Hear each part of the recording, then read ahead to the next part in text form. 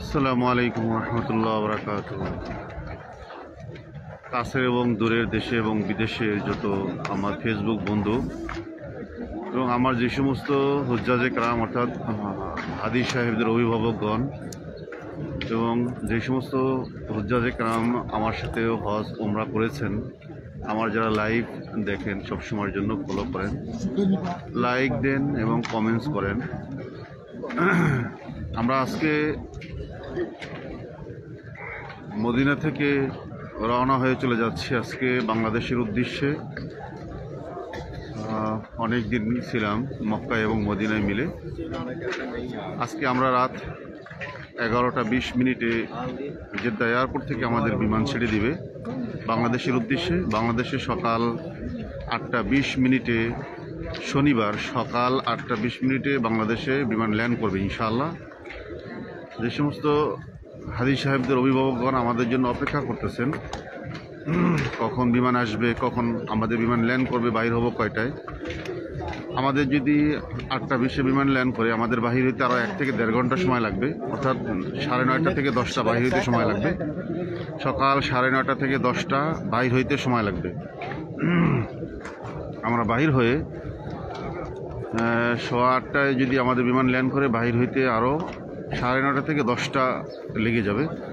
অনেকেই ফোন দিয়ে থাকেন অনেক যে বাহির হয় না কেন, দেরি হয় না কেন। বিমান ল্যান্ড করার পরে অনেক প্রসেস থাকে আমাদের, ইমিগ্রেশন হতে হয়, এরপরে বিল্ডে লাকেজ আসে, সেই লাকেজ গ্রহণ করতে হয়। সবার লাকেজ পায় না, মুরব্বীরা থাকে, অল্প বয়সের লোক থাকে, বার্ধক্য থাকে, অসুস্থ থাকে, সকলে লাকেজগুলি বুঝিয়ে দিয়ে আমরা নিরিবিলি একসাথে বাহির হই। এই জন্য একটু সময় লাগে। কেউ অতিষ্ঠ হয়ে যাবেন না, ধৈর্য ধারণ করে থাকবেন, ইনশাল্লাহ আমরা সময় মতন বাহির হয়ে যাব। আর সকল অভিভাবকগণ আপনারা 2 নম্বর গেটে অপেক্ষা করবেন। 1 নম্বর গেটে না, 2 নম্বর গেটে অপেক্ষা করবেন। সকল অভিভাবকগণ 2 নম্বর গেটে অপেক্ষা করবেন। আমরা 2 নম্বর গেট থেকে বাইর হব ইনশাআল্লাহ। ধন্যবাদ সকল।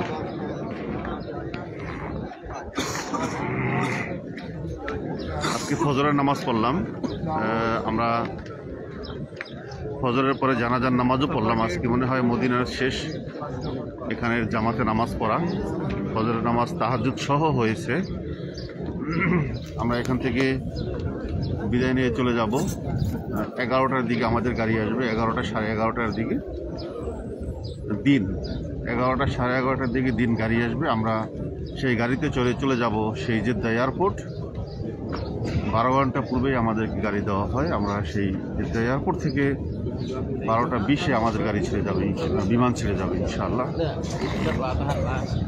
আমরা আজকে দুপুরের খাবার গাড়িতেই নিয়ে নেব ইনশাআল্লাহ।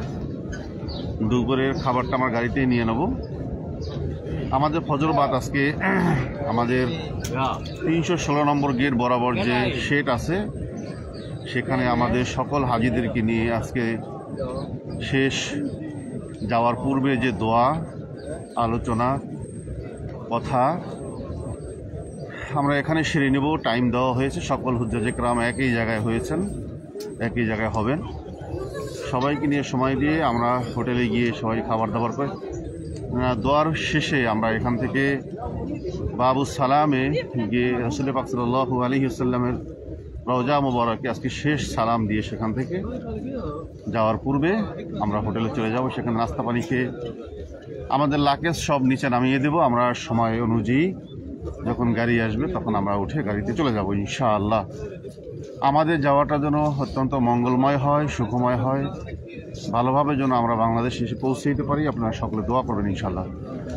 আমাদের পরবর্তী কাফেলা হয়েছে ফেব্রুয়ারির 16 তারিখে। 15 তারিখে রওনা হব, 16 তারিখে সৌদি আরবে এসে পৌঁছাবো ইনশাআল্লাহ। ফেব্রুয়ারির 15 তারিখে আমাদের পরবর্তী কাফেলা, আমরা চলে আসব।